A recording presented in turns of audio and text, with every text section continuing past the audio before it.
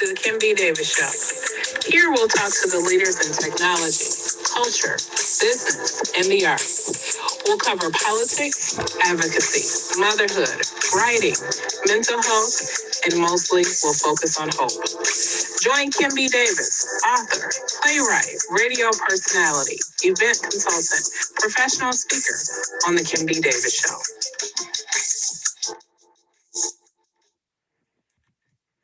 One. Good evening and welcome to the Kim B. Davis Show. I'm your host, Kim B. Davis, and this evening we have Dr. Saudia Twine. She is a licensed marriage therapist and relationship coach. She is also a podcast host of Eros Meets Agape. And this evening we're going to talk about emotional affairs, emotional abandonment, and emotional rejection. So tonight, get ready to pull out your tissue because we're going to get into it.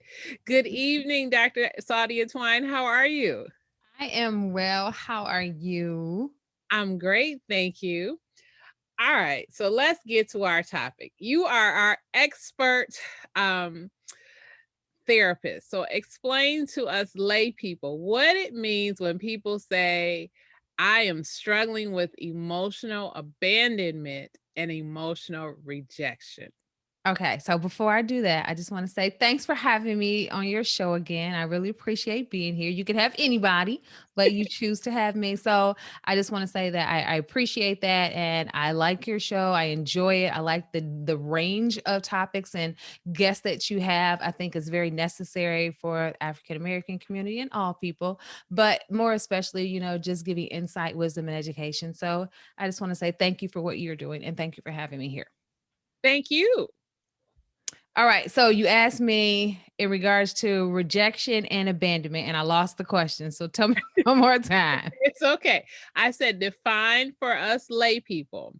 When therapists, psychologists, when you guys talk about this person is struggling with issues that deal with emotional abandonment or emotional rejection, what does that mean?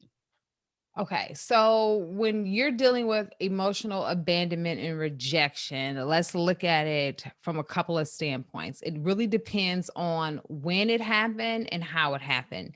So, two different trajectories can take place: childhood or a prior relationship. And if it was in childhood and abandonment or rejection took place, generally that means that one primary caregiver, one caregiver, or one parent, because those could be different people, at some place and point, you relied upon them, you were accustomed to having them in your day-to-day world, or at least some consistency in your life. And then out of nowhere, they disappeared. Or they started disappearing, thus seeing them less without explanation, no conversation about it. So therefore, you were left to figure it out on your own. And sometimes that causes anxiety in children who grow up to be adults that have rejection and abandonment issues because of the fear that took place in childhood. If you're an adult and abandonment or rejection took place, then it's generally the result of a prior romantic relationship that went wrong and you didn't get the answers that you needed. So it left this, for lack of better terms, a gaping hole that you needed questions answered. You didn't have understanding. And some people tend to feel I need answers or closure in order to move forward. I know many women feel that way. You don't particularly need it. It's nice to have it, but you can't heal without it. But for those that believe that they absolutely need it, then they can move forward feeling the same only when they are triggered because they are going back to a prior incident. So let's just think of it in the most basic, simplest term. We've all seen some type of PTSD that has taken place with somebody that came back from the long lost war, right? And they have no incidents around them that resemble the war or any type of bombs or things happening, but a similar sound, conversation, or experience will take them back to the past. Thus, they are living the moment as if it were happening in the past, and the timing is off because the heart doesn't recognize that that was a prior incident. So it relives the moment as if it is taking place currently. Mm-hmm, mm-hmm. Great example. Okay, so I want to throw a situation at you. Okay. And say you have a woman who experienced emotional abandonment as a child from her father. Her parents divorced. The father walked away. He paid child support, but yet he wasn't necessarily available to her. And so there was some sort of a rejection, but it was more of an abandonment. She grows up, becomes this executive, and is very, very successful. However, struggles in relationships. Meet someone and experiences almost exactly the same thing that her mother did. What would you say to this person who now has said, I have sworn off men, men, all men are dogs. There's nothing healthy about a relationship, and I am better off on my own. Okay. So, couple of things. I like to dispel, idioms and colloquialisms for the Mhm. fact that they're global. We can't look at that, in my opinion, from our own personal experience. So, my personal opinion, all men are dogs. My answer to that is okay, all right, let's just go with that. But you have some, let's just say, schnauzers, you have some bulldogs, you have some greyhounds, but you have some little Yorkies, those cute little dogs. You have some poodles, there are so many different types. It doesn't mean you have to get the pit bull. Mhm. You can get the Yorkie, or you can get the Chihuahua that's short and cute but feisty.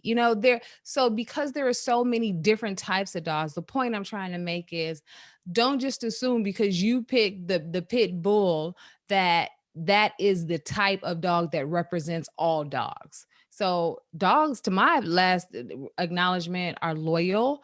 They are very loving. They don't care what type of mistakes you make. They're like, who you coming home? So I particularly don't use that one. When people give it to me, I'm like, well, it doesn't mean that you have experienced all. It means that the batch that you have experienced was bad. But going to the next thing, it's the point that when we're looking at swearing off of an entire gender Mhm. simply because you've had a bad experience doesn't mean that the entire gender is bad. It means that you've had a couple of issues, Mhm. and it's a matter of looking at what are you currently doing, and where within that pattern or habit can we find, the small idiosyncrasy that is causing this particular problem, because we only need to remove it in order for you to have a better experience. And I get it, people tend to have a heartbreak, and because of that they will say, I don't want to ever experience that again. But that's not really true. What they don't want to experience again is the hurt. So they get rid of everything for the purpose of protecting their heart, because they're fearful of being hurt. And my answer is, don't swear off the thing that you know that you love and you want. Swear off the thing that isn't good for you, but let's figure out what that is. And when we do so, we can help you to move forward, being able to select healthier people, because you yourself will be seen from a healthier vantage point. That is a fantastic answer. I've never heard someone refer to women when women say all men are dogs, and you say, "Oh, they're Yorkies and they're toy poodles." That was a fantastic answer. Okay, so again, I'm going to throw another situation at you. So you have a man who experienced emotional rejection from his mother, where as a child his mother said, I don't want to have anything to do with you because she hates his father, and so all the issues that she has with the father she puts on that young man. Of course, he grows up, and when he grows up and begins to date, he has issues with women, and typically will say, well, all women just want whatever they can get from me, they're not really interested in me. And not so much that he is swearing off all women, but he looks at women as only something to sort of bide his time with, not something to actually have a real relationship with, because he has trouble committing. What would you say to a man in that instance? Well, I think the first thing that I would say to those types of men would, to really, in my own way, to apologize for what took place, Mhm. and not necessarily speaking up for their mother, but speaking up in regard to the fact that I understand when we are hurt, we've all heard the phrase hurt people hurt people. And sometimes in our own hurt, we don't know what we're doing to someone else. So I get it that some damage was caused and it has caused you to believe that, okay, moving forward, this is what I've seen. This is only what I've known from women. And especially if I couldn't trust my own mother, how can I trust someone else? I would really just have to say, let's not attribute what mom did to everyone else. And how about we look at things from a different viewpoint, meaning, how about we take mom hat off and let's just look at mom as a woman, a female that was hurt, and not excusing what she's done, but looking at what has taken place and understanding it. And I just think in general, when it comes to me, no matter who I'm working with, my motto and my personal as well as professional belief is somewhere love has went wrong. Let's figure out where it went wrong, not because we have to, but because if I can understand your hurt and your pain, I can be more forgiving, more understanding. I can allow some things to slide because I recognize that you aren't speaking from a healed vantage point. You're speaking from a damaged vantage point. So therefore, you're going to say some things that may be a little crazy, and I don't have to honor it or agree with it or even respect it. I just have to recognize that's just where you're sitting right now. And until you're healed, I'm going to treat you a little bit differently because how you're living and what you're desiring is different from me and what I want and what I desire. So I would really just have to ask that person, do you actually want to be alone for the rest of your life? Do you want to be the old guy in the club by himself? Looking at some young chick. Do you really want that? Because at the end of the day, no matter how successful you are at work, no matter how many wonderful friends you have, everybody goes to their family and their support system. And if that's truly what you want, which is to be alone, I can honor that, but let's heal the pain that you have from mom. But if you really desire a healthy and loving and lasting relationship, we still need to look at mom because we need to heal your prior experiences before you can move forward. So I'll tell people, especially guys, when it comes to sports, they get this. Most men understand the concept of playing while hurt. Any type of NBA finals, Super Bowl, Mhm. somebody on the team hurts themselves and you never see them saying, all right, coach, I'm out. Mhm. No, that they'll tell them afterwards, yeah, I broke my ankle. And you're like, what? How did you do it? It's because they were so focused on the goal, the championship, that they put the pain to the side. And Mhm. so, in talking about that with a male, I'll tell them, let's put your pain to the side. I get it, but let's focus on the goal. And in the meantime, while we're working on the goal, we can actually work on your healing, but we're going to do it from a vantage point, whereas we're looking at mom and what may have happened to her so that you can have more understanding and forgiveness, thus being able to move forward with a little bit more sanity. That's another fantastic answer. Okay, so all of that sounds great, and we know that that's what people should do. However, we're still in the pandemic. COVID keeps rearing its ugly head, Mhm. and we still have a lot of people who are struggling with different issues in their relationships. And so, my question to you, and I'll start from the male perspective. If you are a man who's in pain, and a lot of men, I understand, will do that, they will play while they are in pain and they'll sort of put that pain to the side. And people across the board a lot of times will do that. They'll say, "Oh, well, yeah, I have this hurt or I have this issue, but I don't want to deal with it because as long as I don't deal with it, then it doesn't exist." Yet, the same people who say that typically, as I like to say, go around bleeding on everybody else because Mhm. whatever it is that you're ignoring is still trying to come forward because it needs to be healed. If Mhm. you are a man and you are struggling with some type of hurt, how for a wife, girlfriend, friend, how would you talk to that person to get that person to recognize that they have an issue that needs to be resolved if you have a vested interest in that person? If I were the female in that type of situation, one, I would tread very lightly. Mhm, Most men, I don't want to say all men, but most men do not grow up in an environment where they have learned that it is healthy to emote. mhm, They have had to suck it up, be a man, be a big boy. And all of these things do not give them the opportunity to practice expressing their emotions healthily.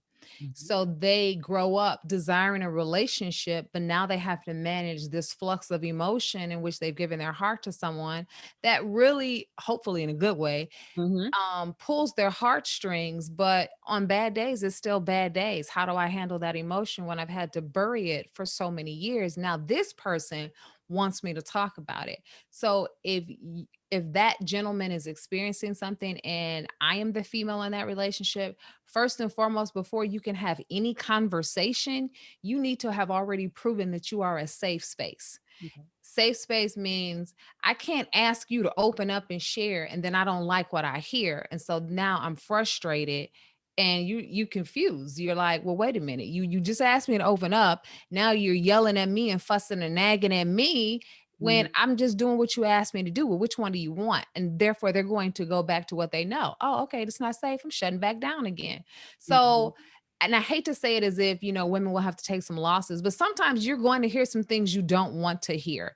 And mhm, you're going to have to suck it up because you have to look at the end game, which is if I want my mate to really open up and share his heart, I have to prove to him that I can handle those types of conversations. So, to give you this short example, I used to run a sex offender group and it taught me to grow mhm, because I had to sit in a space that I had to listen to things that was just heart-wrenching. And I just if I'm not a person that, indulges in, any type of alcohol or drug abuse, but I mhm, see why people did because I would have to hear things mhm, that I could not unhear. And I mhm, had to sit in that space to not judge them, to give them the space to open up and talk and feel comfortable to talk so I could take my wisdom, professional expertise, and experience to help them to heal. Same concept, but from a personal standpoint, as a woman in that type of relationship, you're going to have to sit quietly to hear what they are experiencing. And once they get comfortable sharing with you, opening their heart and being vulnerable, something that they don't have muscle memory for, mhm, then they feel like, wait a minute, my spouse or mate might not always like what I say, but I feel safe enough to share what it is that I need to say. mhm. Once that is established, then you can have the types of conversations that you want. But first, you need to create that safe space. All right, so let's flip it and do the reverse for a woman. The woman is the one that's in pain, she's hurting and clearly bleeding all over everyone, and the husband is trying to hold on, or the boyfriend is trying to hold on, or the friend is trying to hold on, and they see the problem and they're trying to talk to this woman like, "You are hurting. You need help." How would you advise a man in that situation? In most cases, I would say we go back to the same answer. It's going to depend on whether or not she feels safe because more than likely, I've given my heart so much and been hurt. I want to believe you and trust you, but Mhm, experience has shown me that it's not viable to do so. mhm, So, a man in that situation, depending on his comfortability level with expression of emotion, he needs to either be capable of having the discussion, and there's a difference between being willing and being capable. I mhm. can be willing to do something, but totally not be able to. I'm willing to play the piano, but I'm not capable of playing a good tune. So if he opens up that space for her to talk, but he doesn't really have the ability to kind of really help her to manage or navigate through those thoughts and emotions, then he's opened up a wound that's now she's bleeding out. What do we do? So if he can't handle that type of conversation, maybe being frustrated or not patient with it, then know who her support network is and ask her support network to reach out to her or have her to seek out her pastor or a therapist, someone who is trained to be able to help her to heal through those difficult experiences. Excellent, excellent. All right. So now I want to move on to emotional affairs. And this was sort of sparked by a conversation with a friend who said, I she was watching her boyfriend And she was like, I know he's out here doing something he shouldn't be doing, but I'm over here having, dinner with such and such. And I know that's an emotional affair. And I started thinking about it, and I was like, I hear that more and more from a lot of women who will say, they have this friend or that friend or this person, and it gives them the emotional support or attention that they're looking for. And I often think that when people work together for really long hours or work together for a really long time, and they start to call each other, oh, that's my work husband, or oh, that's my work wife. And then later on you hear, oh, there was an affair, and everybody's like, well, we weren't shocked because they were always together. They're celebrating personal things together in their personal life. Work has bled over into the personal life, and personal life has bled over into the work relationship. And you're working closely together, and you almost begin to look at that person as the person that you're supposed to be with instead of the person that you're actually married to. And so if you're married, you're not confiding things to your mate or your spouse, you're confiding them to your work partner, your work husband, or your work wife. What would you say to someone who's struggling with that, who's not necessarily in an emotional affair, but it could be leading to that? Ooh, that was packed with a lot of stuff. Okay, so let me break it down. So first and foremost, my thought is, why does it have to be a work spouse? Why can't you have a work bestie? Why do you have to elevate it to a significant other?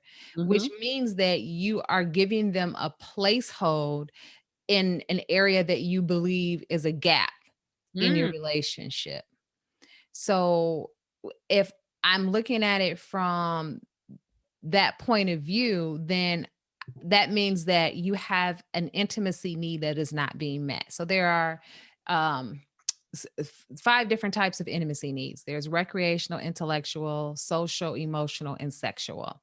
mhm. These intimacy needs, when they are not fulfilled in our relationship with our partner or spouse, we will try to go and feel them somewhere else, right? Because there's no such thing as a perfect person. You're not going to get everything. So that means you recognize, I love this, but I'm missing these things and I can have this fulfilled elsewhere.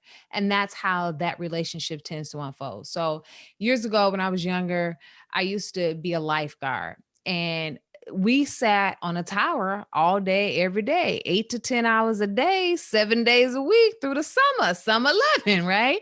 So it was no surprise that people started dating or hooking up and having relationships, because all you could do all day long was look at water sitting on a tower with someone. Mhm. So you're getting to know one another, you're talking. So I'm using it as an example because that's what is happening in this work relationship. You're sitting talking with this individual because you are sharing space 8 hours a day. And now you are opening up, sharing with one another. But here's the caveat to that: I can talk to this person all day long and tell them about my life, and they can give me these fabulous answers. Why? They have no responsibility in my life. They're not carrying any of the weight or the burden. So everything that they say is just shimmering like gold. Whereas my spouse is the one that's in the trenches here with me. They're the one who is sitting there helping me through stuff, through the good and the bad. And from my experience as a therapist, anyone who has overcome any type of difficulties in their relationship, it may have been difficult in the moment, hard to overcome it, but once they got on the other side of that mountain, relationship is better for it. Nowhere that have I ever heard, read, or experienced, yeah, I'm so glad I had that work spouse because that really helped us. No, it doesn't. It's a distraction. And we have to learn to remove the distraction and own where that hole is. The hole doesn't mean that it's my spouse's responsibility to fill it, but it is my spouse's responsibility to hear me out, to try to meet me at some place in the middle to help me to figure out, what do we need to do? Do I need to go join a group? Because my spouse can't be everything to me or my closest friend if I don't give them the space for it. And I Mhm. can't do that if I'm sharing that with someone else. Mhm. So you have referenced the whole a couple times, and I know you're referring to the wound that someone is experiencing. How do we take lessons learned from relationships, whether it's dealing with emotional abandonment, rejection, or just a bad relationship in general, and taking that and learning from it instead of turning it into a wound. I'm so glad you asked this question. I love Yay! I love it. This, from research as well as experience with work and even personal experience, is the major issue in a relationship. We are afraid to be vulnerable.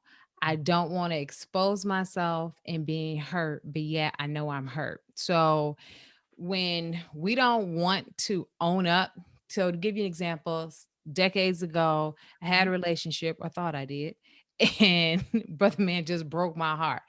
And Oh, I'm crying out to Jesus, like, why could this happen to me? I don't understand. And I was mhm, like, rain, fire, and brimstone on this guy. And nowhere did it happen, of course, but I started getting flooded with information that I needed to fix about myself.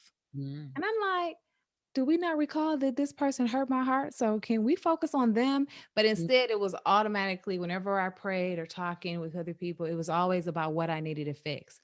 I wasn't at the time willing to be open and being honest. I would have left me too because I really wasn't owning up to doing my part. And that means that, in my situation is different from other people, but at the end of the day, it's all the same. We're not willing to be open and vulnerable because we are afraid of being rejected.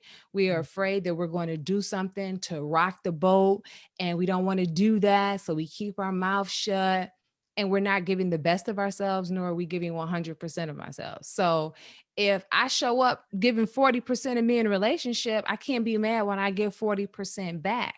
Or when mhm, that person says, well, sorry, 40% is not good enough for me, deuces, I'm out of here. It just mhm, doesn't work. And mhm, so when we have had an experience where we've hurt and now we have this hole, we have to recognize we need to become better, not bitter. If mhm, I'm bitter, I'm focusing on what I think you did to me. If when I become better, I look at all the things that I could have done differently, improved upon, and I change that moving forward. So even for me personally and professionally, my clients don't like me when I'm telling them, well, let's look at some things that you did, because if you want another relationship and you don't want to end up here, we're going to have to change some of the things that you did wrong in the previous relationship. I know it hurts. I had to do the exact same thing. It wasn't fun. mhm, But as a result, I'm so much better for it. I've transformed, I've evolved, I've grown, and I'm so much better for it. And I'm not telling you something that is not going to be helpful. I'm telling you something that I know will be helpful, that will catapult you to where you're trying to go. So, in my opinion, I always talk about Jesus. And for me, that's just how I answer a lot of stuff. mhm, I believe that there is beauty in ashes. And even though you may have a heartbreak situation, God will not allow that to be a place that you can be left, but instead, He will use that to lift you up and take you to a place where you can use that to lift somebody else while also getting the blessing for yourself as a return. So, that's how I look at it, both personally and professionally. And I just think that when we choose to open up and be vulnerable, then we are giving our best selves, and therefore we become better from it. Amen. Amen. We couldn't have ended it this podcast any better than that. I love it. Now say it again for those, because you made it sound like it's some work. It's not just easy. We just can't sit back and have a cup of coffee and just and this miraculously, lights upon us, right? No, No, no, gotta do some no. work. Yes, you do. You most definitely have to do the work. And that's where people get caught up. Sometimes we want to stop where we are because it's easier. Mhm. But, growth is uncomfortable, but there's always a reward when we actually decide to make that step to head towards that direction. Excellent, excellent. Dr. Saudia Twine, thank you so much. Now tell us about your podcast. I neglected to say you are also an author. You got to talk about your book. Tell us about what you have going on and where we can find you and how we can follow you on social media. Oh, okay. Oh, so I host the Eros Meets Agape podcast. It's a podcast that discusses everything in regard to love, sex, marriage, and relationships. I use it from a platform of a professional standpoint, giving people just information to help them to understand relationships healthier and giving, stacks, research, stuff like that, as well as professional experience, but also throwing a little personal stuff along the way. Outside of that, I really like to do everything, whether I'm on social media, personal life, just really helping people to have the best love that they can possibly experience. So no matter what I'm talking about, that's what I'm really heading towards. I have a book called Get Naked, Learning to Love Again Without Fear. It's available on Amazon, or you can go on my website, erosmeetsagape.com. And it really allows people who have experienced emotional hurt from childhood or trauma or a previous relationship that went wrong. It gives you an activity at the end of each chapter that allows you to be able to kind of heal, to walk through some bruises that you may have experienced, understanding yourself, why you love the way that you do, and to be able to help you to be able to change that moving forward. And also, I have a subscription box that I started because COVID changed a lot of things. And I had a number of people reaching out because just recognizing that their relationships were being strained, and they saw that there were some things within themselves that they needed to work on. So I also started a subscription box called the Next Box subscription. All of this is available on my website. I have different links for them all, but you can catch everything on my website at erosmeetsagape.com. That's the Next Box subscription, as well as my book, Get Naked. And you can find me on Twitter, Instagram, and Facebook at Eros Meets Agape.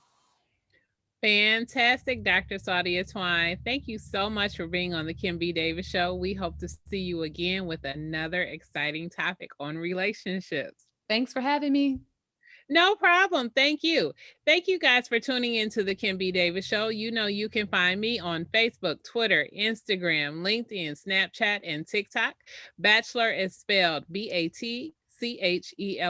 So it's Kimberly Bachelor Davis. You can find out more about me as an author on kimbdavis.com. You can see this show on youtube.com/Kimberly Bachelor Davis. You can also listen to this show on Apple, Spotify, Google, and Stitcher.